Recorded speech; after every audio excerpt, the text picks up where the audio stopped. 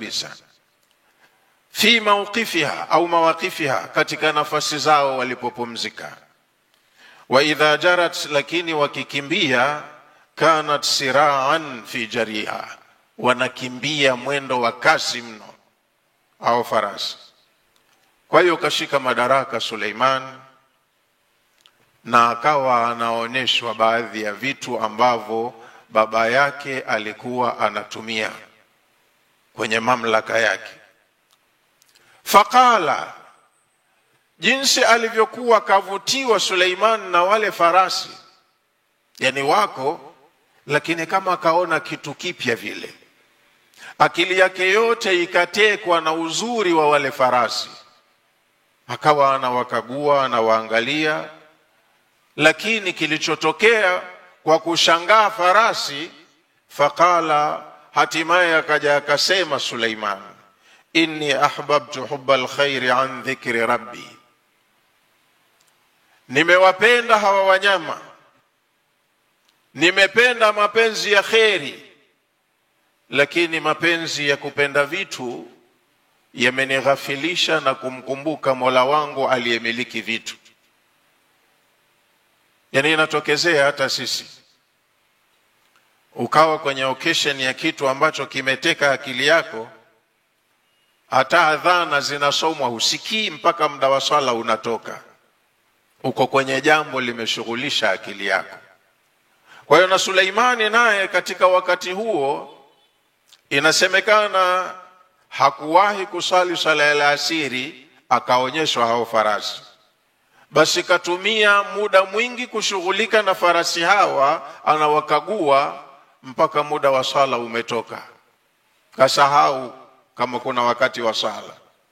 Kwa hiyo ndo akasema hivi, faqala, akasema, inni ahbabtu hubbal khairi. Na khairi mara nyingine hutumika kwenye Qur'ani kuwa ni mali. Hata sisi tunaambiwa tunapenda khairi sana, sio? Wa innahu lihubbil khairi la shadid. Binadamu anapenda khairi sana, anapenda awe na cheo, mamali, mashamba, ardhi, nini, assets zake. Mapenzi kwenye vitu hivyo yameteka nyoyo zetu. Kwa hiyo na yeye kapenda khairi katika khairi za dunia, mapenzi yake kwenye hiyo khairi yakamugharimu kwa kupitwa na wakati wa kutekeleza wajibu muhimu kwa Mola wake. Ahbabtu hubbal khairi, nimependa mapenzi ya khairi, an dhikri rabbi, yamenitoa katika suala zima la kumkumbuka Mola wangu. Athartu hubbal khayli, nimevutiwa na mapenzi ya farasi, nimewapenda, hatta shaghalatni an dhikri llahi, mpaka muda umepita, mapenzi ya kupenda viumbe, mapenzi ya kupenda vitu yamenishughulisha mpaka nikasahau kumkumbuka Mola wangu, kasahau kutekeleza faradhi. Akili ilikuwa imezama katika kuvutiwa, kuadmire vitu walivyoviona. Qala almufassirun, wamesema wanawachuoni wa tafsiri, uridat alayhi alafun min alkhayli tarakaha lahu abuhu, alikuwa anakaguzwa maelfu ya farasi, yani sio kama watano angewakagua mara moja eti. Maelfu ya farasi wametolewa walikokuwa wanahifadhiwa huko, wanatunzwa, anakabidhiwa sasa nyenzo za kufanyia kazi. Hizi ndo mzee alikuwa anatumia. Uridat alayhi, alikaguzwa Suleiman, alafu min alkhayli, maelfu ya farasi. Wengine wasema walikuwa 10,000. Haikupitikia kabisa katika akili kuna wajibu fulani, akili ilikuwa imetekwa na kitu fulani. Sasa mwingine anaweza akawa akili yake imetekwa na ngoma, anademka tu, akasahau kama na wajibu wa sala. Mwingine kashughulishwa na mazungumzo na mpenzi wake, akasahau kama kuna jukumu la ibada, mpaka muda ukapita. Huyu kashughulishwa na kuangalia vitu vitendea kazi vya dola iliyokuwa chini ya baba yake. Farasi wa vita wazuri mpaka jua limetua. Hata tawarat bilhijab, yani hata ghabati shamsu, mpaka jua limezama. Yeye kashughulika na wanyama tu, na akili kwa hakika ilikuwa imetekwa na zoezi hilo. Wakhtafat anil anzari, jua lilipozama na wale farasi katika kupitishwa kwake na yeye anawaangalia, mpaka wakaingizwa kwenye eneo wanalokwenda kutunzwa. Ikiwa jua limezama, wote wamepitishwa farasi pale, na muda ukawa wa kufanya ibada yake umetoweka. Suleimani alichokifanya akaagiza, ruduha alayya, warejesheni tena, warejesheni. Wakarejeshwa. Qala Suleimanu, kasema Suleimani, katoa agizo, ruddu hadhihi alkhayl alayya, awa farasi wote warejesheni hapa. Wakarejeshwa. Fatafiqa mashan bisuqi wal a'naq, akawachinja wote. Farasi wanaliwa, ni mboga, na Suleimani ni mtu mkarimu sana. Alikuwa anapenda kutengeneza chakula akawapa maskini wakala. Haoni shida pahala imewakumba watu mpaka aitatue, kama alivyokuwa baba yake Nabii Daudi. Nabii Daudi naye alikuwa hivyo hivyo. Siku nyingine anafanya ziara ya kikazi, na zama hizo hakukuwa na kamera. Kwa hiyo anatawala nchi kubwa, lakini hata raia wake hawamjui wengine, kwa sababu hakukuwa na mambo ya picha, sio. Hamna television, hamna YouTube, hamna Instagram zama hizo. Kwa hiyo wanajua watu kiongozi wetu Daudi, lakini wakimuona hawamjui. Kwa hiyo Daudi alikuwa anafanya safari, na hawa wanyama ndo walikuwa anatumia sometimes.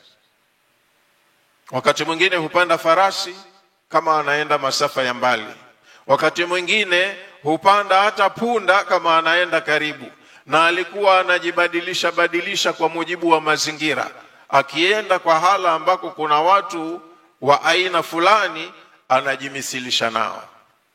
Kwa hiyo akaenda kwenye maeneo ya watu ambao choka mbaya, masikini, na yeye anakuwa kimasikini vile vile.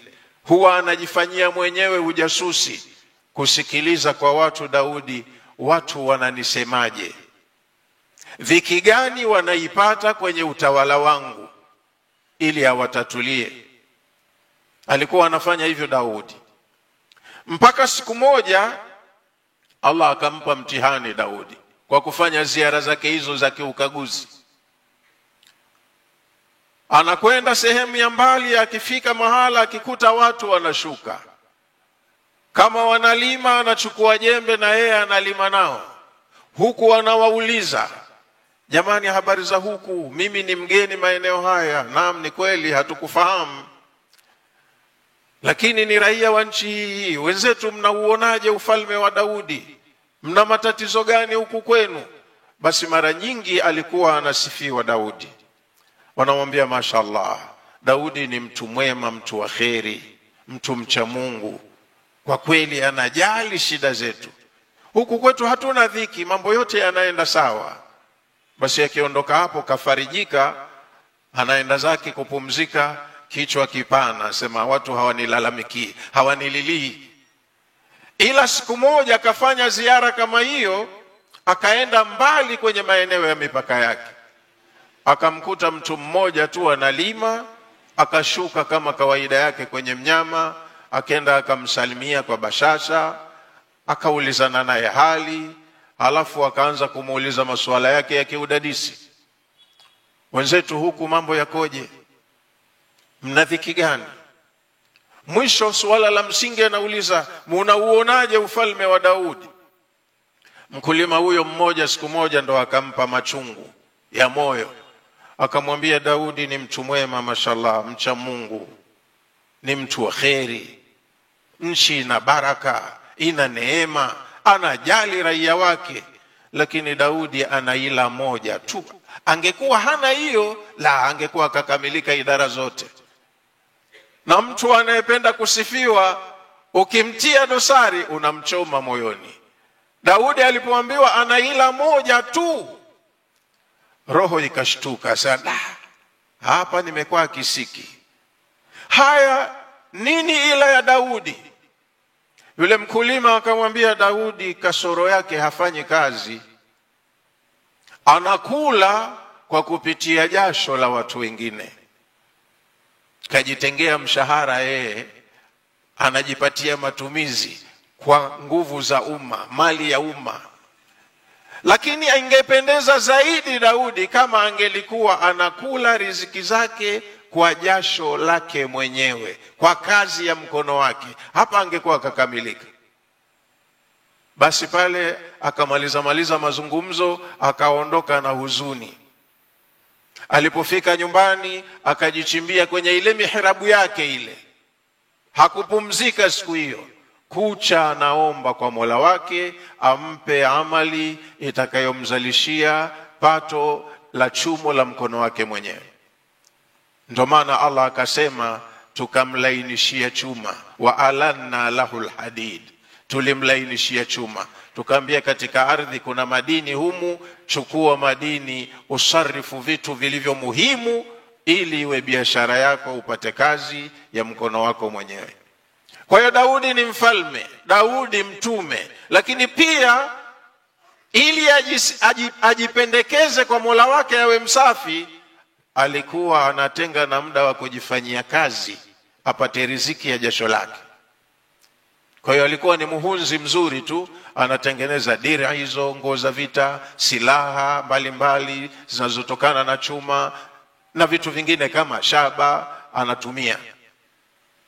Kwa hiyo akawa katengeneza utajiri mkubwa kwa kazi aliyoifanya mwenyewe. Kaomba kazi Daudi kwa Mola wake baada ya kupewa ila. Tatizo la Daudi moja tu, lakini mambo mengine yote yuko sawa.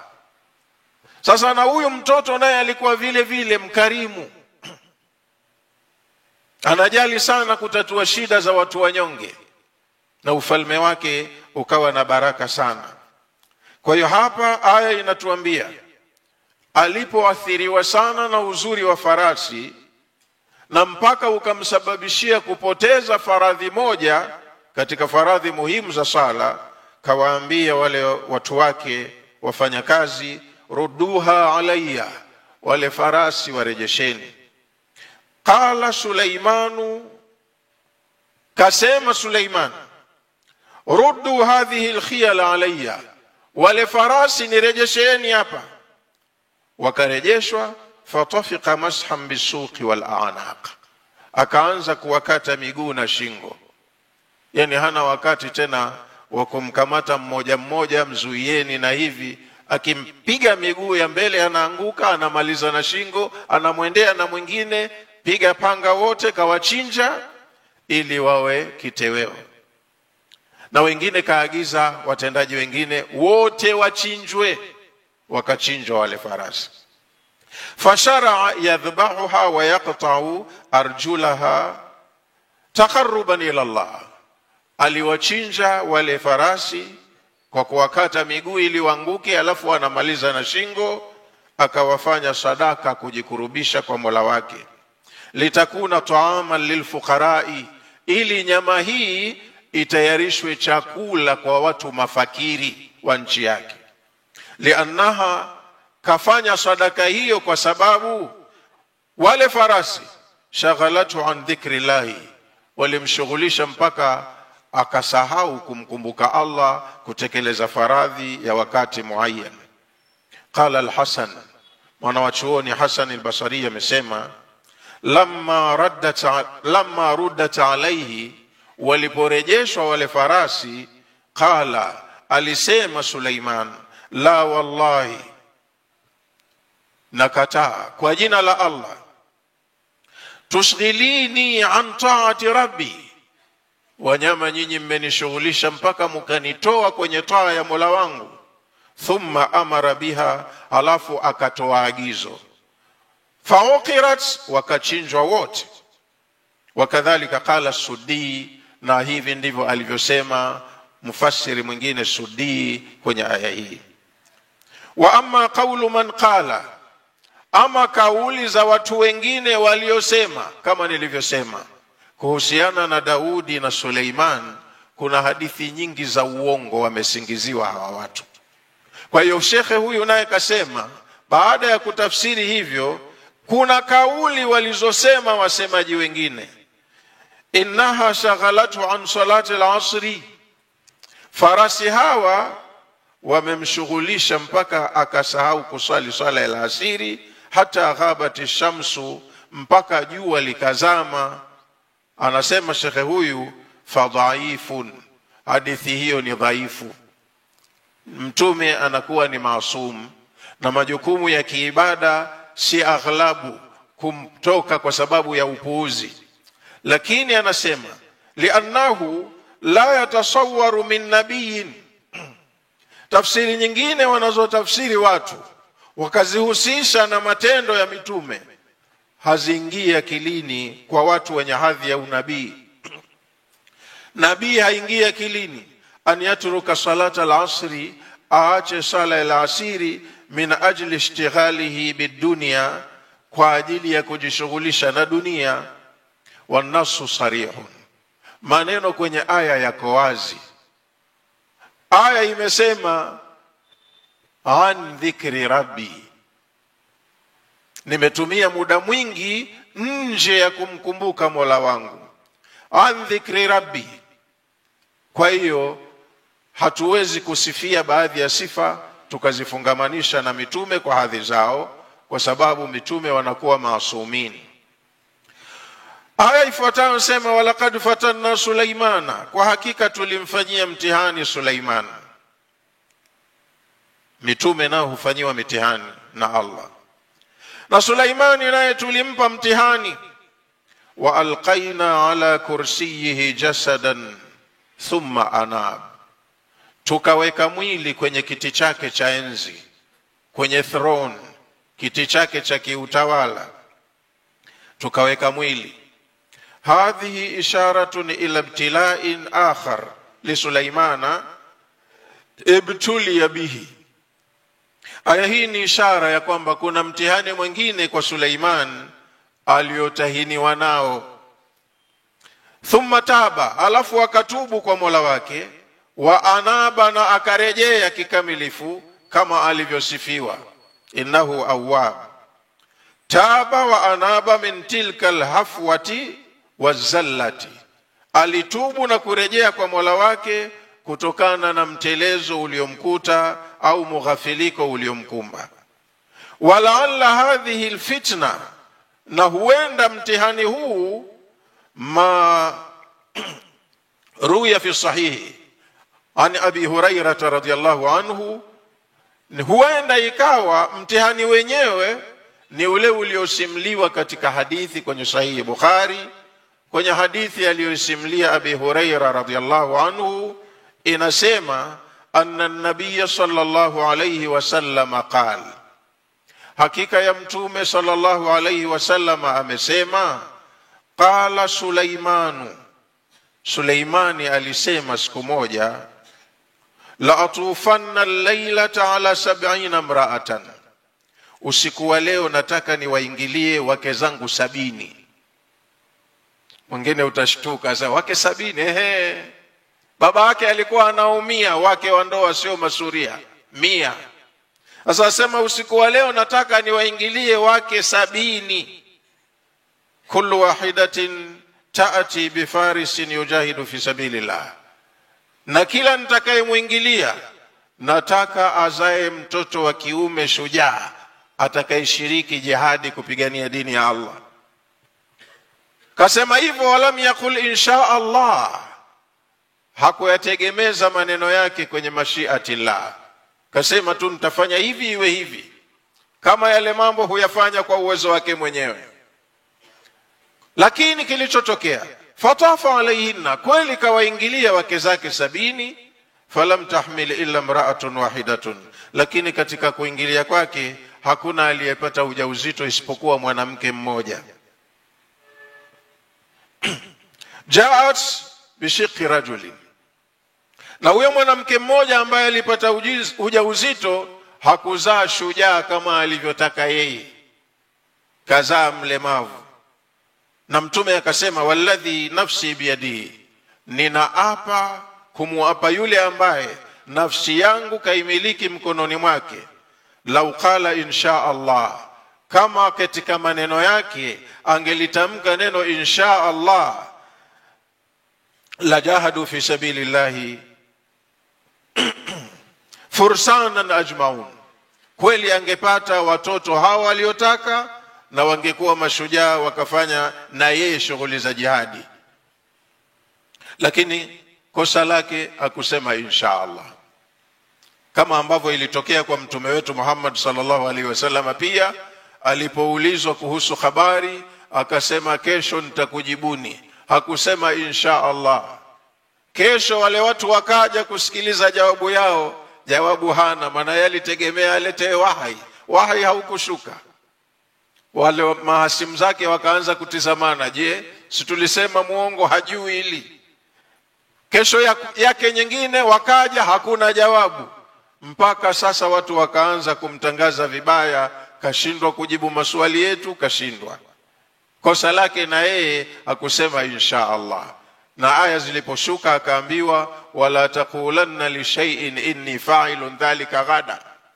Unajua kosa lako, usijikatie tu maneno ukasema nitafanya kesho, nitakuja kesho, nitajibu kesho. Huna uhakika hata wa dakika 5 zijazo. Illa an yasha Allah, lazima maneno yako uyategemeze na mashiati la, utumie insha Allah. Akipenda Allah nitakuja, akipenda Allah nitafanya, akipenda Allah nita. Usijikatie tu kama una uhakika. Kwa hiyo na Mtume anasema kama angelisema Suleiman insha Allah, basi yale matamanio yake au hamu yake ingelikuwa kama alivyotaka. Qala Ibn Kathir naye katika kutafsiri aya hii kasema, وقد أورد بعض المفسرين آثارا كثيرة, baadhi ya watu waliotafsiri Qur'ani wametia athari nyingi, maneno ya watu masahaba. An jama'atin min salafi, wametia athari ya watu wengi katika ile salafu, jili ya kwanza ya watu wema. Wa aktharuha, lakini maneno hayo mengi yake au kulluha, au tuseme yote kabisa, mutalaqatun min israiliyati, ni maneno yaliyonukuliwa kutokana na hadithi za Kiisraeli. Ahadithul israiliyati ndizo ambazo zinasimulia visa vya mambo kama hayo, yanakuwa ni ya uongo, sio sahihi. Wa fi kathiri minha nakaratun shadidatun, hadithi nyingi zilizosimliwa kuhusiana na matukio ya Daudi na Suleiman zinakuwa zina makosa yasiyokubalika kwa vigezo vya elimu ya hadithi. Wakhtara al-Imam al-Fakhr, Imam Fakhr Razi yeye amechagua anna al-fitnata al-madhkura, mtihani uliotajwa aliotahiniwa nao Suleimani, anna al-fitnata al-madhkurata fil ayati al-karima, mtihani uliotajwa kwenye aya hii tukufu, yuqsadu biha fitnatuhu fi jasadihi, unakusudiwa ni mtihani aliyopewa mwilini mwake. Bimaana Suleimani alitahiniwa naye kipindi fulani kwa maradhi, aliumwa. Haithu inna Suleimana btuliya bimaradhin shadidin, kwa namna ambayo Suleimani naye alijaribiwa kwa maradhi makali.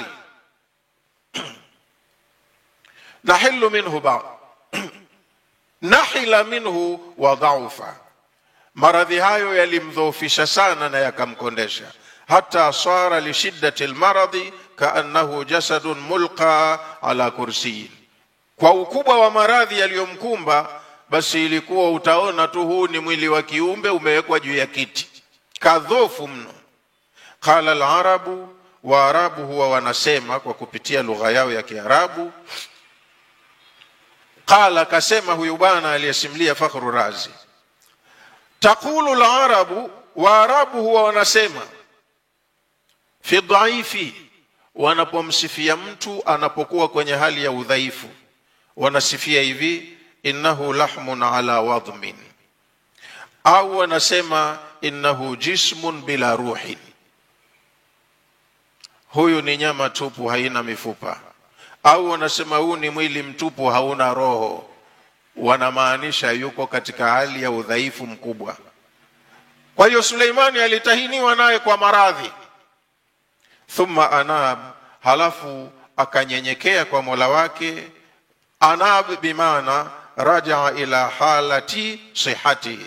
Neno inaba ni kurejea, inakuwa ni kurejea kwa Allah, lakini hapa Sheikh kaitafsiri anaba bimaana rajaa ila halihi ila siha, alirejea kwenye hali yake ya mwanzo akawa ni mtu mwenye siha, lakini alijaribiwa kwa magonjwa halafu akarejeshewa afya. Qala, baada ya kupata mtihani Suleimani akasema rabbi ighfirli, Mola wangu nisamehe, wahabli mulkan, na naomba unipe ufalme, la yambaghi li ahadin min ba'di, naomba unipe ufalme ambao hataupata mwingine yoyote baada yangu. Baba yake nchi yake ilikuwa ni ndogo, ina mipaka maalum, lakini tunaambiwa katika historia ya ulimwengu waliofanikiwa kuutawala dunia nzima ni watu 4, 2 makafiri na 2 ni Waislamu. Katika Waislamu waliotawala dunia nzima ni huyu Suleiman ibn Daud na Dhulqarnain. Hawa ndo walitawala dunia nzima, yani hii ardhi yote ni nchi moja kwao, yeye ndo mfalme anatawala kote. Na makafiri waliotawala dunia nzima walikuwa ni Namrud ibn Kanaani, yule aliyepambana na Nabii Ibrahim, na mtu mmoja anaitwa Bukhtanasar aliyewatilifu na Waisraeli. Hao ndo walitawala dunia nzima. Kwa hiyo Suleimani kabla hajapata mamlaka hiyo kubwa alipewa mtihani baada ya kurithi ile nchi aliyokuwa anatawala baba yake Daud. Baada ya mtihani akanyenyekea kwa Allah na akaomba rabbi habli mulka, Mola wangu naomba unipe ufalme ambao la yambaghi li ahadin min ba'di, hata upata mwingine yote baada yangu. Yani kajipendelea bwana, nipe ufalme ambao hatopewa mtu mwingine yoyote baada yangu. Ighfirli ma sadara minni, naomba unisamehe yale mitelezo niliyokosea kwako. Wa atini mulkan wasi'an, na unipe ufalme mkubwa la yakunu li ahadin ghairi, ambao hataupata mtu yoyote baada yangu, liyakuna dalalatun ala nubuwati, ufalme utakaonipa uwe ni dalili ya kuonyesha mimi ni mtume wako. Naomba unikirimu kwa sababu wewe ndio mkarimu, unitunukie kwa sababu wewe ndio Wahhab unayetunukia, nipe ufalme mkubwa.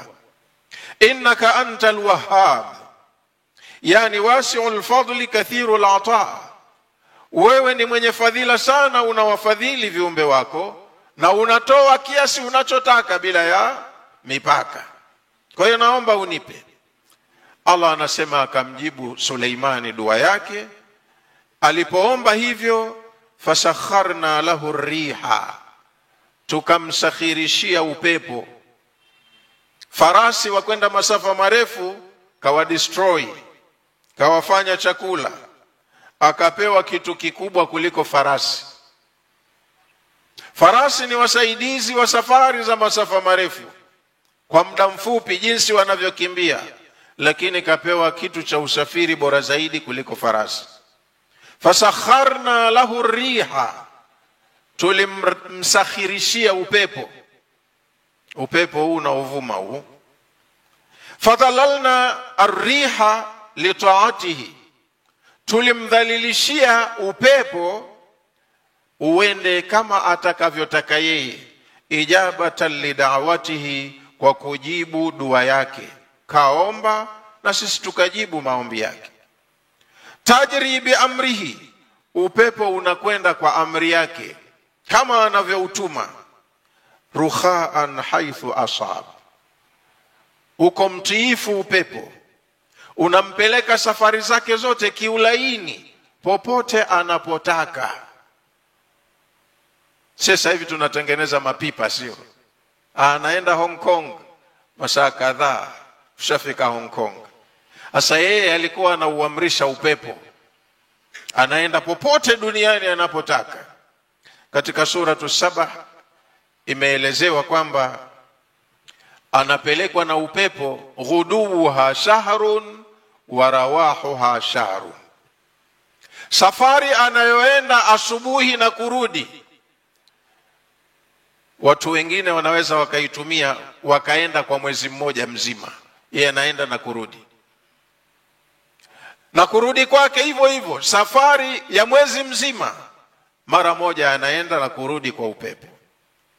Kwa hiyo upepo ulisakhirishwa kwa Suleiman, tajri bi amrihi, ulikuwa unaenda kwa amri yake, anauagiza ufanye anavyotaka. Rukhaan haithu asab, yani maana yake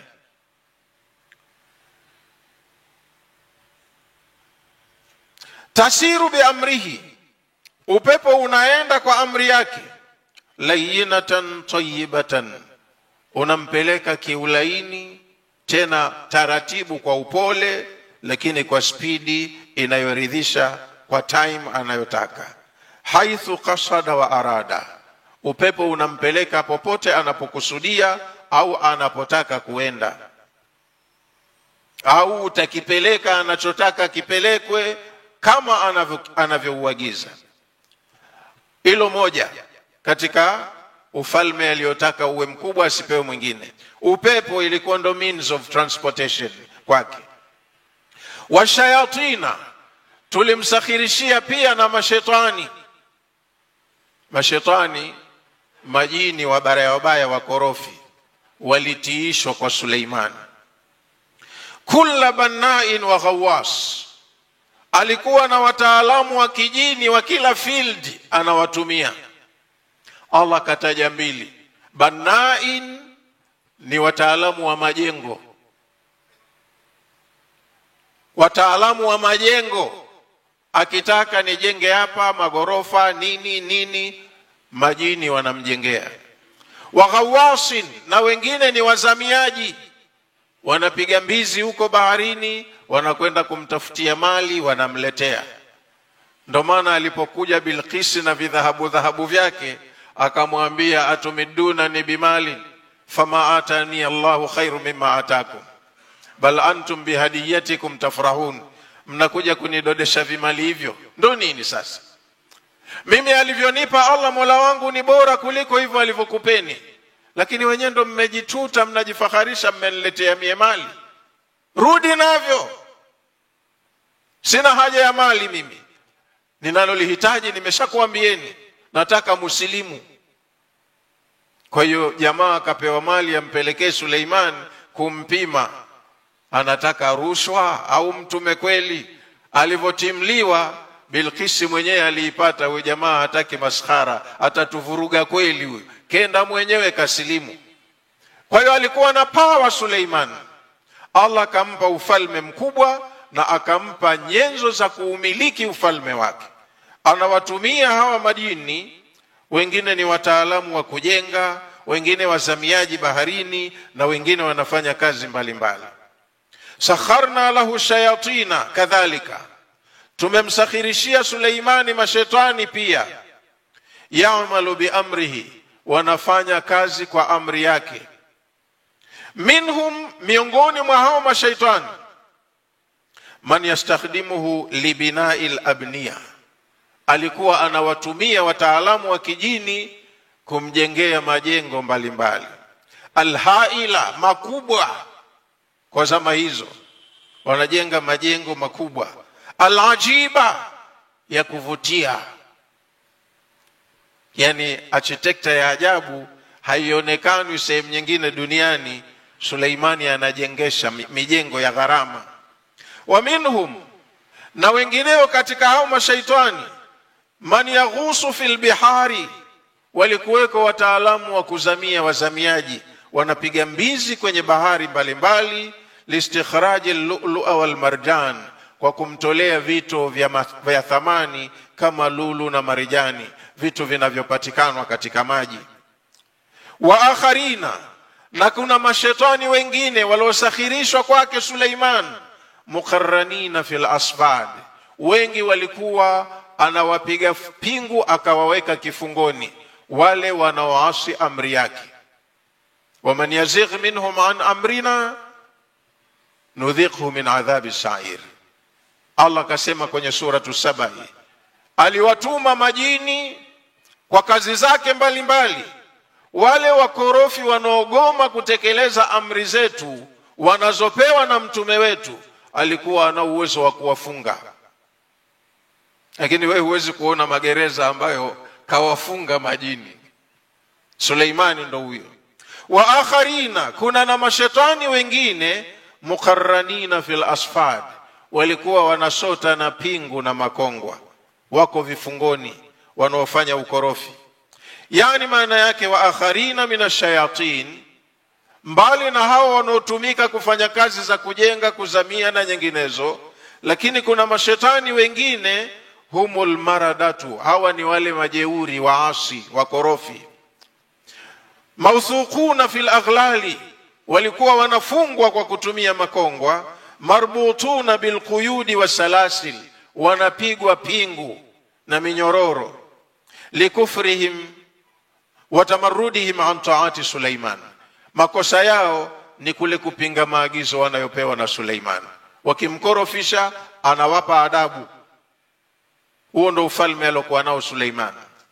Hadha atauna, Allah akamwambia Suleiman, hadha atauna, hivi ndivyo tunavyotoa. Huu ndio utoaji wetu, tukiamua kutoa tunatoa kama hivi.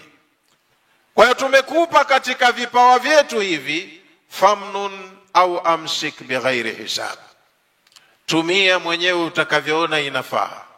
Wakumpa mpe, wakumnyima mnyime, kwa mujibu wa utakavyoona inafaa. Tumekupa hivi vitu, utumie kwenye ufalme wako.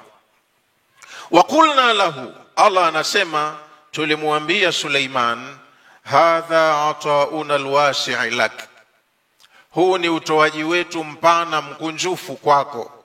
Tumekupa kama ulivyoomba na zaidi ya ulivyoomba, tumekupa hivyo vitu.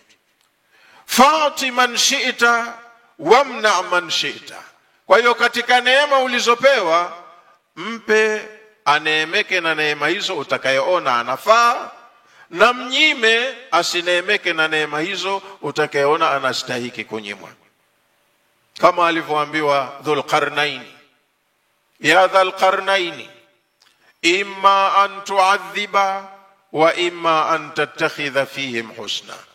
Watu hao mbele yako makafiri, mimi niliyewaumba hawanielewi, na wewe nimekupa authority na power, ninakuidhinishia kwa watu hawa, imma an tu'adhiba, ukitaka waadhibu, ruksa, wa imma an tattakhidha fihim husna, ukitaka watendee vyema. Na hili kwake lilikuwa ni jaribio, tumezungumza hapa juzi tu. Kwa hiyo Allah akikupa halafu akakwambia fanya upendavyo, bado itakuwa ni mtego. Upendavyo wewe huenda ukafanya, yeye ikawa umemuudhi, ni mtihani. Kwa hiyo kapewa neema na akapewa uhuru wa kunufaika nazo kama atakavyoona sawa. Bila shaka atakavyoona yeye sawa, iwe ni vile ambavyo na Mola wake aliyemneemesha ataridhika na huo usawa. La hisabu alaika fi dhalik, tumia neema hizi upendavyo. La hisabu alaika fi dhalik, utakuwa na lawama kwa maamuzi utakayoyafanya ya kwamba huyu nimempa na huyu nimemnyima. Ikiwa vipimo vitaenda sawa, umekuwa authorized kufanya hivyo. Liannaka, kwa sababu wewe, mutlaqul yadi, mkono wako mrefu, yani ni mtu mkarimu. Suleimani ni mtu mkarimu. Fima wahaba Allahu laka min sultati wa min ni'mati. Wewe ni mtu mkunjufu wa mkono, unapenda neema ulizonazo waneemeke nazo wengine, katika mambo yanayohusu mamlaka na kwenye neema nyingine za mali. Alikuwa mkarimu Suleiman, na ni mtu rafiki kwa kila mtu. Anapenda kuona wananeemeka watu kwa neema ambazo yeye anazo. Ukipata kiongozi kama huyu, dunia inakuwa ni nzuri kuliko kufa. Na mtume wetu sallallahu alayhi wasallama amesema, idha kana umaraukum khiyarakum wa aghniyaukum sumahaakum wa amrukum shura bainakum fadhahru al-ardi awla min batniha. Itakapokuwa viongozi wenu ni wema kwenu, wanakupendeni, wanawajali, na matajiri wenu kwenye community zenu ni wakarimu kwenu, wanajua dhiki zenu, angalau zaka inatoka kwa wenye nacho, inashuka kwa wasiokuwa nacho. Wa amrukum shura bainakum, na ikiwa mambo yenu yanafanyika kwa kushauriana, kama mtaishi hivi, fadhahrul ardi awla min batniha, mgongo wa ardhi utakuwa ni bora kuishi juu yake kuliko tumboni kwake. Yani maisha yatakuwa ni yenye kupendeza, mtu hatotamani mauti. Juu ya mgongo wa ardhi itakuwa ni bora kuliko tumboni kwa ardhi. Tumboni kwa ardhi ni marehemu ndo wanaingia huko. Kwa hiyo maisha yakienda mkiwa na viongozi wazuri, matajiri wakawa ni watu wa kheri, na mambo yenu mnashauriana, maisha duniani yanakuwa mazuri kabla hamjaingia peponi. Lakini bikhilafi dhalik, kinyume na hivyo, idha kana umaraukum shirarakum, ikiwa viongozi wenu ni wabaya kwenu, ni watu washari, hajali watu, anajali yake mwenyewe tu na timu yake. Wa aghniyaukum, na matajiri wenu kwenye community bukhalaakum, ni mabakhili, kheri walizonazo hazishuki kwa watu wengine. Wa amrukum ila nisaikum, na mambo yenu yakawa ni kwa wake zenu, kila mtu yeye mamlaka yake yanaishia nyumbani kwake na mkewe. Yani jirani na jirani hawafahamiani, hawaulizani hali, kila mmoja na lake tu. Mukiishi hivi, fabatunul ardi awla min dhahriha, tumbo la ardhi linakuwa bora mtu kwenda kukaa huko tumboni kwa ardhi kuliko hapa mgongoni kwake. Yani dunia itakuwa chungu. Ndio maana watu wengine huchukua tanzi wakajiua, wengine wakanywa sumu, wengine wakafanya hivi. Ajabu tu, mwingine unasikia kajiua kwa sababu kakataliwa na mpenzi wake. Hii dunia yote hii wanawake waliomo, kakukataa huyu mmoja unajiua. Maana mambo hayako vizuri, hayana usimamizi, hakuna uongozi wenye manufaa kwa watu, matajiri wanajipendelea wenyewe, na mambo ya kijamii hayana masala ya usimamizi ule unaofaa, kwamba kuna hichi na hichi kinasimamia haya, yashuke manufaa kwa watu wa kawaida.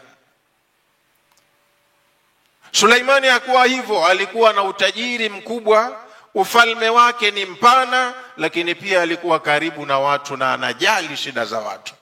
Hiyo ndo aya inavyotuambia. Wa inna lahu, Allah anasema, na hakika yake huyu Suleimani, indana la zulfa, mbele yetu ni mtu aliyekuwa na nafasi nzuri, cheo chake kikubwa hapa duniani, wa husna maab, na akhera kwenye marejeo yake anarudi vizuri. Duniani alikuwa yuko vizuri na akhera yuko vizuri, kama sisi tunavyofundishwa kusema rabbana atina fid dunya hasanatan wa fil akhirati hasanatan wa qina adhaban nar. Ewe Mola wetu, tupe mazuri ya duniani na utupe mazuri ya akhera, na utukinge na adhabu ya moto. Kwa hiyo hawa viongozi wao wenyewe wanafahamu dunia vizuri, wanaifahamu akhera vizuri. Kwa hiyo walikuwa kuwepo kwao duniani ni manufaa kwa watu wote. Wakipewa hizi nafasi wanazitendea haki. Hawa ndio ambao wakifa mbingu na ardhi zinalia. Lakini kuna wengine kama alivyosifiwa Firauni, kaangamizwa vibaya, na Allah asema fama bakat alayhimus samaa'u wal ard, fama bakat alayhimus samaa'u wal ard wama kanu munzarin.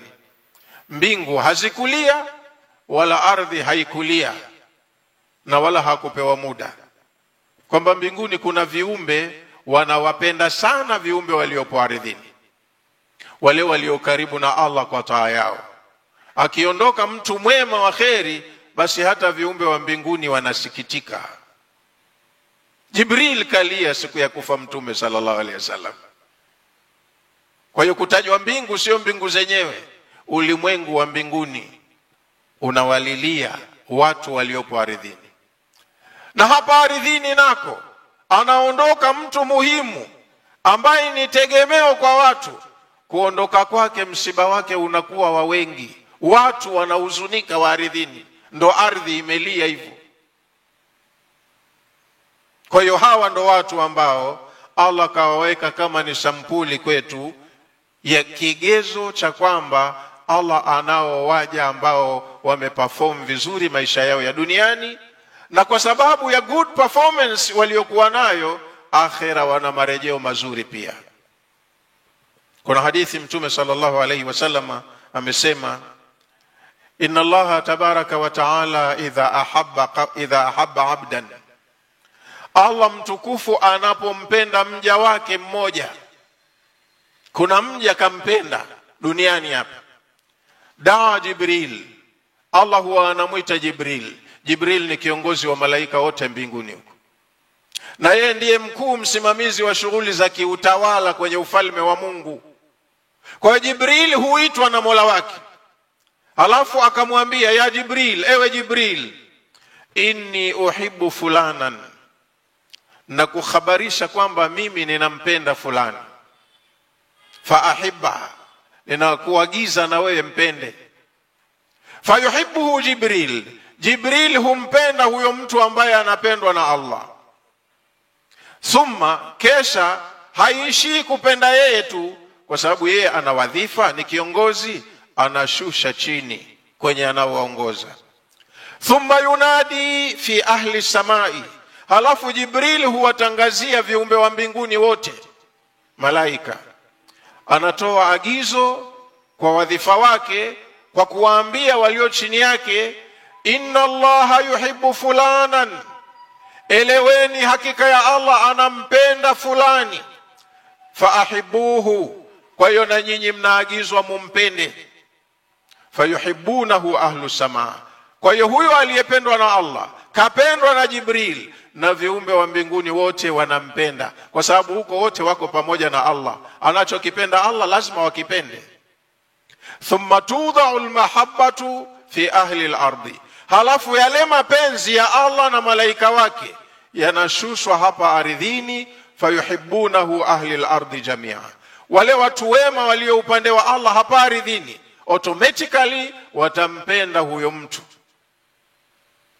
walio upande wa Allah. Lakini maana wengine hiyo ndio itakuwa sababu ya chuki, vita.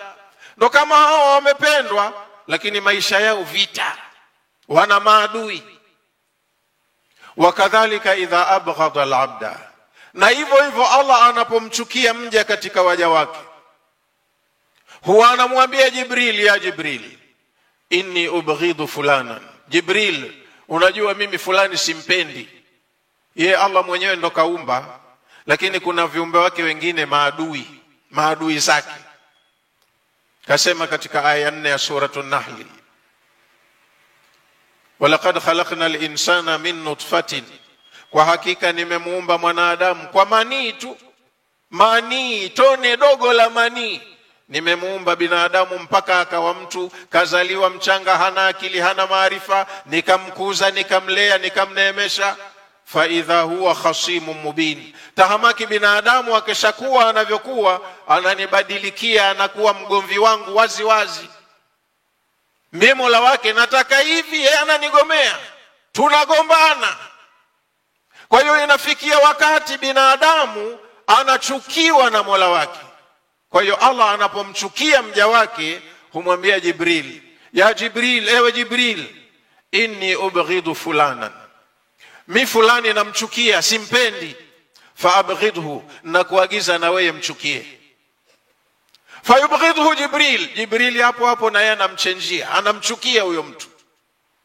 Thumma, kesha, yunadi fi ahli sama, Jibril anatangaza kwa viumbe wa mbinguni, ulimwengu wa mbinguni, anasema inna Allaha yubghidu fulanan, hakika Allah anamchukia fulani, fa abghiduhu, nyote mchukieni. Fayubghidunahu ahlu samaa, viumbe wa mbinguni huyo mtu watamchukia tu. Mbinguni kote unachukiwa, hupendezi. Thumma tudau albughda au albughdu, halafu ile bughdha, ile chuki inaletwa fi ahli al-ardi, kwa watu wa ardhini. Wale watu walio upande wa Allah hapa ardhini automatically watakuwa wanamchukia huyo mtu, kwa sababu Allah na malaika wake wanamchukia. Walio upande huo wa Allah na malaika wake watamchukia tu automatically. Kwa hiyo hivi ndivyo ambavyo aya zinatufunza. Katika ardhi hii kuna mambo yanafanyika chini ya uangalizi wa Allah subhanahu wa ta'ala. Akaneemesha anaotaka kuwaneemesha, akawapa mitihani, wakafaulu, wakafeli, dunia inaenda. Na kwa hayo tumeandaliwa siku ya malipo, kuja kupewa matokeo ya nini tulichokifanya hapa duniani. Wa inna lahu indana la zulfa wa husna maab, hakika ya Suleimani ana nafasi kubwa katika dunia hii, na akhira atarejea vizuri kwa Mola wake. Inna lahu indana la makanatu rafia fi dunia, hakika ya Suleimani ana nafasi tukufu hapa duniani, tumemtukuza. Wa husna marji'i fil akhirah, na pia marejeo yake akhira ni mazuri, anarejea vizuri. Tunapaswa na sisi tutumie dakika zetu hapa vyema, ili tupate ufaulu hapa duniani, na tukirejea turejee vizuri kwa Rahmani. Kwa leo inshallah tuishie aya hiyo. Aya inayofuata ni kisa kinamzungumza mtume mwingine au mitume wengine, ila narudia tena mara moja hapa ambapo leo tumesoma inshallah. Bismillahirrahmanirrahim, kwa jina la Allah mwingi wa rehema mwenye kurehemu. Wa wahabna li Dauda Sulaimana, tulimtunukia Daudi mtoto anaitwa Suleiman, mrithi wake huyu kwenye mamlaka na utume. Suleimani alikuwa ni'mal abdu, ni mja mwema alioje. Innahu awwab, alikuwa ni mwepesi wa kurejea kwa Mola wake, anatubia akijisikia kakosea, anaomba msamaha, ananyenyekea. Idh urida alayhi bil ashi, alikaguzwa siku moja jioni, as-safinatul jihad, farasi wazuri ambao wakimbiaji wenye uzoefu katika maidani ya vita. Kakaguzwa, kaonyeshwa farasi yao. Faqala, baada ya kuwakagua akasema, inni ahbabtu hubbal khairi, nimependa mapenzi ya kupenda mali, an dhikri rabbi, yakanitoa na kumkumbuka Mola wangu. Sikuwa katika dhikra kwa muda mrefu, nimeshughulika na dunia tu. Hata tawarat bil hijabi, nimeshughulika na dunia mpaka jua limezama. Akasema kwa kutoa agizo, ruduha alayya, wale farasi warejesheni. Fatafiqa masham bisuqi wal a'naq, akawachinja wote, wakafanywa mboga au kiteweo, ikapikiwa chakula, wakapewa maskini, sadaka hiyo. Wote ngamia wale farasi wazuri kawachinja, kwa sababu wamemfanyisha amuudhi Mola wake, afanye kosa. kapoteza kwa muda fulani kumdhikiri Mola wake. Faqala inni ahbabtu hubbal khairi an dhikri rabbi, akasema nimependa mapenzi ya kupenda mali mpaka nikasahau kumkumbuka Mola wangu. Hatta tawarat bil hijabi, mpaka jua limetua. Rudduha alayya, warejesheni wale farasi. Fatafiqa mashan bisuqi wal a'naq, akawachinja. Walaqad fatanna Sulaimana, kwa hakika tulimpa mtihani Sulaiman. Wa alqaina ala kursiyihi jasadan thumma anab, akawa katika hali duni mbaya, halafu akaelekea kwa Mola wake, akapata shifa ya matatizo yake na Allah akamrejesha kwenye siha yake. Qala, akasema rabbi ighfirli, Mola wangu nisamehe, wahabli mulka, na naomba unitunukie ufalme ambao la yambaghi li ahadin min ba'di, hatopewa tena ufalme kama huo baada yangu mtu mwingine. Innaka antal wahhab, hakika we Mola wangu ni mwenye kutunukia waja wako, nitunukie na mimi naomba. Fasakharna lahu riha, basi tulimsakhirishia upepo. Tajri bi amrihi, upepo ulikuwa unaenda kwa amri yake, anauagiza na unatekeleza maagizo. Rukhaan haithu asab, tena anaenda kwa usalama, kwa utulivu, popote ambapo anataka upepo umtumikie. Washayatina, tulimsakhirishia na mashaitani, bimaana majini yao. Kulla banna'in wa ghawasi, tulimpa majini wataalamu wa fani mbalimbali, kama wajenzi wa majengo na wazamiaji wa kwenda kutafuta mali za baharini. Wa akharina, na kuna majini wengine mukharranina fil asfad, alikuwa anawaadhibu kwa kuwafunga, pigwa pingu na minyororo. Hadha atauna, alafu Allah baada ya kumneemesha hivyo akamwambia huu ndio utoaji wetu, tukiamua kutoa tunatoa bila ya mipaka. Kwa hiyo tumekupa tulichokupa, famnun au amsik bighairi hisab, toa au zuia upendavyo, tumia hizi neema kama utakavyoona sawa. Kwa leo tunaweka aya ya 39 hapo, aya 40 kabisa. Wa inna lahu indana la zulfa wa husna maab, aya 40. Hakika ya Suleimani mbele yetu hapa duniani ana nafasi nzuri, na akhira ana marejeo mema. Wallahu a'lamu. Wassalamu alaikum wa rahmatullahi wa barakatuh.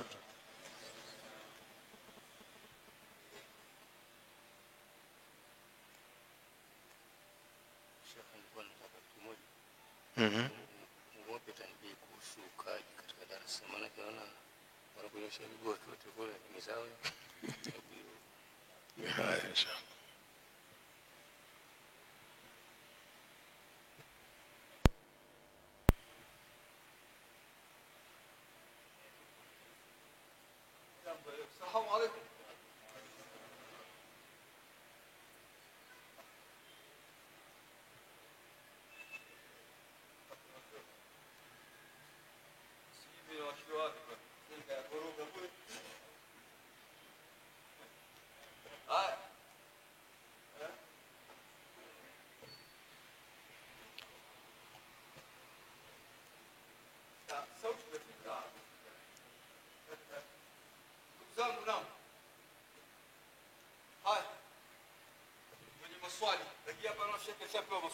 Yapo.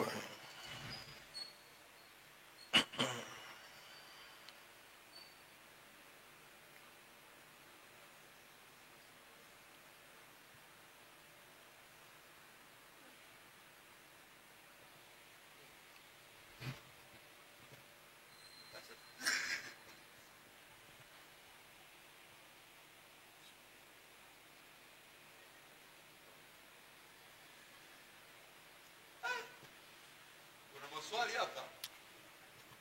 Anasema Sheikh, naomba kuuliza, Allah anasema kila kitu kitaangamia isipokuwa yeye. Je, pepo na moto na arshi navyo vitaangamia? Naam, vitaangamia. Wewe umeambiwa kullu man alaiha fanin wa yabqa wajhu rabbika dhul jalali wal ikram. Na kuna aya nyingine inasema yawma tubaddalu al-ardu ghayra al-ardi was-samawati. Maana aya nyingine pia inasema kama badana awwala khalqin nu'iduhu. Hivi tunavyoviona alivyoviumba kwa mujarradi wa kuwa ni viumbe, kila kimoja kina umri wake. Ukimaliza umri wake hivi vyote yana destroy, na itafanyika hiyo universal destruction kabla ya hicho kiyama cha sisi kuja. Vyote ataharibu, halafu ana install, anavirestore, anavirejesha upya. Kwa sababu hivi viko kwenye temporary terms, vitaondoka. Akivirejesha ndo vitakuwa viko kwenye hali ya kudumu milele. Kwa hiyo anairejesha hali kama vile alivyokuwa yuko kabla hajafanya chochote, halafu ndo atavileta hivi vyote vinavyotakiwa kwa sura na namna ya kwamba vitakuwa ni vya kudumu milele. Hata si wenyewe sasa hivi unazaliwa mchanga, unakuja kijana unapendeza, halafu unachakaa kama nilivyochakaa hapa, si mnaniona? Meno yanang'oka, ndevu nyeupe, utakuja nitapinda mgongo. Kichekesho inakuwa wakati ulikuwa unavutia. Sasa na vyote vilivyoumbwa vina umri wake, ukifikia mwisho anavidestroy. Lakini wapi anavipeleka yeye ndo anajua, kwani kabla hajavileta vilikuwa wapi yeye ndo anajua. Akiharibu hii ardhi sisi tunaenda wapi yeye ndo anajua, kwani wewe ukifa hiyo roho inapelekwa wapi yeye ndo anajua. Kwa hiyo mambo mengine kwenye ufahamu wetu yana mpaka.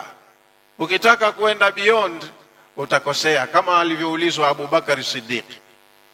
Abu Bakari kaitwa Siddiq kwa sababu ya kila anachosema mtume hana kigugumizi, hahoji mara mbili, anaamini tu. Mpaka wenzio wakamuuliza, ya Siddiqu bima arafta rabbak, kwani wewe Abu Bakari Siddiq Mola wako unamfahamu vipi? Manake inaonekana ufahamu wako na wetu kama tofauti, wewe unamuelewaje? Akajibu, ariftu rabbi bi rabbi, mimi ninamfahamu Mola wangu kwa kuwepo Mola wangu. Walaula rabbi ma ariftu rabbi, kama sikuwepo kwake nisingemjua, namjua kwa sababu yupo. Halafu akaendelea kusema, al-ajzu anil idraki idrakun, kushindwa kwetu kumuona kwa macho yetu haya ndo kumuona kwenyewe, kwa sababu tunamuona kwa kupitia alivyovifanya. Hivi vilivyofanywa havijajifanya vyenyewe. Mmefahamu vizuri? Al-ajzu anil idraki, kushindwa kwetu kumuona kwa macho yetu haya, idrakun, inatosha kuwa tunamuona kwa sababu anayoyafanya tunayaona, mpaka ndani ya miili yetu anayotufanyia tunayaona, kwamba hili nimefanyiwa, silimiliki mwenyewe. Walbahthu fi dhati llahi ishrakun, kufanya bahthi kutaka kujua dhati ya Allah, huko unaenda kwenye ushirikina. Sasa naambiwa kila kitu kina mwanzo. Sasa yeye mwanzo wake ulikuwa nini? Alianza vipi? Wewe ukenda anga hizo unapotea shekhe. Tosheka na hichi ambacho kiko kiasi ya haja. Hayo mambo mengine hata ukidadisi hayakusaidii kitu. Kasema anaharibu vyote, anaharibu, maana ni vyake mwenyewe, hakuna atakayemshtaki. Vyote vitatoweka, atabaki mwenyewe peke yake, alafu anavirejesha tena. Na sisi sote tutatoweka na tutapita kwenye misukosuko yote hiyo, alafu tunarejea tena kama tulivyo hivi. Wengine sisi tunafahamu mpaka hapo, ujuzi wetu unaishia hapo. Zaidi ya hapo usiniulize, sijui. Jengine shekhi kabisa. Maana na mtume anasema, hadithi ya Abi Huraira, yati shaitani ila ahadikum, anakuja shaitani kwa mmoja wenu, anamvaa, kisha anamwambia man khalaq kadha, man khalaq kadha, nani ameumba kichi, nani ameumba hichi, nani ameumba hichi? Jibu lako wewe mwenyewe unajibu Allah Allah Allah Allah, kisha huja man khalaq Allah, na Allah kamuumba. Sasa hapo yani ukiona nafsi inaanza kujiuliza kitu ambacho memori yako ndogo, hebu epuka. Kwa nini? Unaweza ukaenda katika mambo tofauti. Unaona maswali kama haya mazuri yanajenga, lakini nasaha yangu tuulize maswali ambayo yanaweza kutupa faida, ambayo sisi tukaitabikisha, tukayafanyia kazi. Nataka niwaambie kuna makundi yaliingia kwenye mpaka yakatoka katika Uislamu kwa sababu tu ya fikra ziliingia katika vichwa vyao, yakaenda mpaka yakaja kupotea, miongoni Mu'tazila na kadhalika. Huko hapa si mahala pake. Anasema pia, nauliza sisi Waislamu tunaoishi katika nchi isiyokuwa ya Kiislamu, sijui huyu anauliza, sijui yuko hapa, maana hizi nchi wakianza kuzihukumia, tuna dhima yoyote kwa Allah? Na kama tuna dhima, tuhamie nchi gani?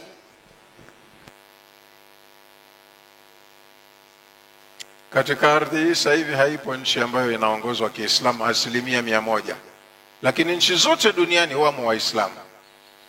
Sasa na wewe kama ni Muislamu ni kufuata tu manhaji ya Kiislamu kadiri ya uwezo wako, lakini ni sunna au ni wajibu kwa kila Muislamu kuihadithia nafsi yake kwamba nataka nichangie chochote katika kufikia katika kuwa na mamlaka ya kujiendesha wenyewe kama Waislamu. Lazima uihadithie nafsi yako na utoe mchango ulio ndani ya uwezo wako. Siku moja Waislamu tuishi kama Waislamu chini ya uongozi wa Kiislamu tuliembai, na tufanye mambo yetu kwa mujibu wa sharia za dini. Hiyo ndio iwe hadafu. Lakini tumeambiwa katika sura ya 3, nimesahau namba ya aya, la yattakhidhul mu'minuna al-kafirina awliya'a min dunil mu'minin waman yaf'al dhalika falaysa min Allahi fi shay illa an tattaqu minhum tuqa wa yuhadhdhirukum Allahu nafsa wa ila Allahi al-masir. Sasa hapa illa an tattaqu minhum tuqa ndo tupo sisi. Ukiyakanyaga hapa utapotea kusikojulikana, umefahamu? Au utakaa jela kwa muda mrefu usiojulikana bila kupitia mahakamani, kwa sababu na huyu naye mwenye nguvu yake hatoruhusu na hatokubali kutoa fursa Uislamu upindue alichonacho ukae juu. Huyo mtume hakuishi kwa amani, maisha yake yote vita. Sasa sisi hatujawa na uwezo wa kupigana vita, tunapigana vita ya nafsi zetu, kujiweka katika taa kwa kadiri ya haja. fattaqullaha mastata'tum wasma'u wa ati'u wa anfiqu khayran li anfusikum ila akhir al-aya. Kila mmoja amche Mungu kwa kiasi cha uwezo wake mahala alipo. Akitaka Mungu atupeleke kwenye pawa, mwenyewe ana uwezo wa kufanya hivyo. Anao waja wake katika ardhi hii, anawatumia anavyotaka, kama alivyowatumia wa zamani wakafaulu, na sasa anaweza akawatumia waja wake wakatufikisha kwenye ufaulu. Lakini tusichokonoe mambo. Lakini nina uzoefu, masuala kama haya wanayauliza wale wenyewe wenye hayo mamlaka, wanatafuta mihemko ya watu, kwa sababu jela nimekutana nao watu walioingia mitegoni kama hivi. Mwambia ndugu zetu wanadhalilika Somalia, mtu kakaa baada aljumua anatoa hamasa, jamani tukajiunge na wenzetu jadi, nani uko tayari? Watu wenye mihemko wakanyosha mikono, jamaa kawaandika majina. Cha ajabu anazungumza maneno ya hamasa, imamu yupo kanyamaza kimya. Hakuna yoyote aliyemwambia bwana kwa mawaidha hayo kaa kitako. Baada ya wiki wale wote walioandikwa majina nimekutana nao hapo. Wapi wanaita? Sipataji.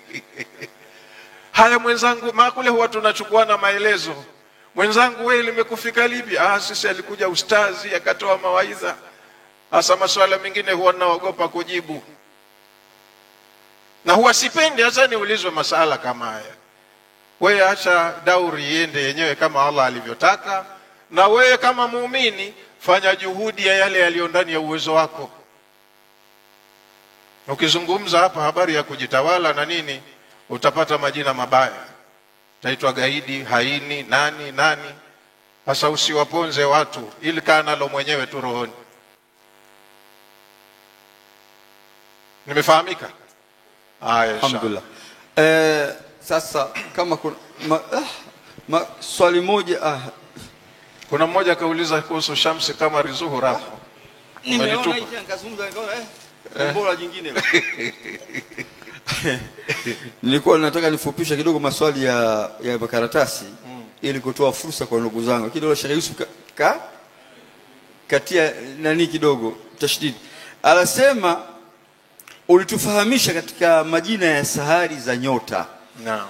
Kwamba kwa kiasi ulizitaja kwa Kiingereza. Swali, zina mahusiano hizi nyota tunazoelezwa, yani Zuhra, Shamsi, Marikhi, Autaridi, Qamar, Zohar, Mushtara na zinginezo? Na kama hizi, na kama sio hizi ni nini? Ndio hiyo sio hilo swali au mmoja. Sasa ungeuliza hivi tukapata faida yote hii hapo. Nilitaja hizo sayari kwa Kiingereza kwa sababu najua majority hapa tumeenda shule. Asalamu alaykum. Jibu ya kwanza. Na hivi vitu vya sasa duniani wenyewe wamevimiliki, wazungu ndo wanaofanya naming, wameviita majina. Lakini yanayo majina yake, zinazo majina yake kwa Kiarabu, ila kwa Kiswahili siyajui. Mmenifahamu vizuri? Sasa hizi Shamsi, Qamar, Zuhra, Utarid na nyinginezo sifahamu kama zinawiana na hizi, lakini inawezekana pengine ndo hizo hizo, labda tu zimebadilika majina. Kwa hiyo tuseme tu kwa ufupi hilo silijui. Nimesema kwa vile nilivyojua, elimu yangu imeishia pale. Salamu alaykum. Haya jingine. Asalamu alaykum wa rahmatullahi wa barakatuh. Wa alaykum salaam wa rahmatullah. Sheikh, mimi nilikuwa nauliza kuhusu kikao cha darasa. Kuna nidhamu yake ya kukaa katika darasa au ni mtu anaweza kukaa mbele kwa mnyeshia tu nani? Nazungumza hapo. Haisikiki? Nakusikia. Ndio nilikuwa nauliza, yani kuna desturi ya kukaa kwenye darasa? Desturi ya darasa ipo au kuna mtu anaweza kukaa mbele tu ukanyosha mguu ukamnyoshia nani mtu anatoa darasa? Discipline ya kukaa kwenye darasa ipo. Sheikh auliza kuna adabu ya kukaa darasani au mtu anakaa tu mwenyewe anavyojisikia? Adabu ya kukaa darasani ipo, lakini pia na sharia inazingatia dharura. Mwingine ana mguu goti halikunji, lazima unyooke. Hata akienda sijida mguu mmoja anaunyosha nyuma, anawaudhi wanaosujudi nyuma yake. Akikaa kitako tahiyatu auzungushe unyoshe mbele, wako kama hivyo wengine. Sasa dharura inazingatiwa. Lakini kwa wale ndugu zangu ambao vijana afya njema hawana dharura, kuna mikao mitatu tunaweza tukakaa darasani. Sio kunyosha miguu mbele au kulala, haipendezi. Unaweza ukaa kikao cha iftirashi au tawarruk au tarabbu.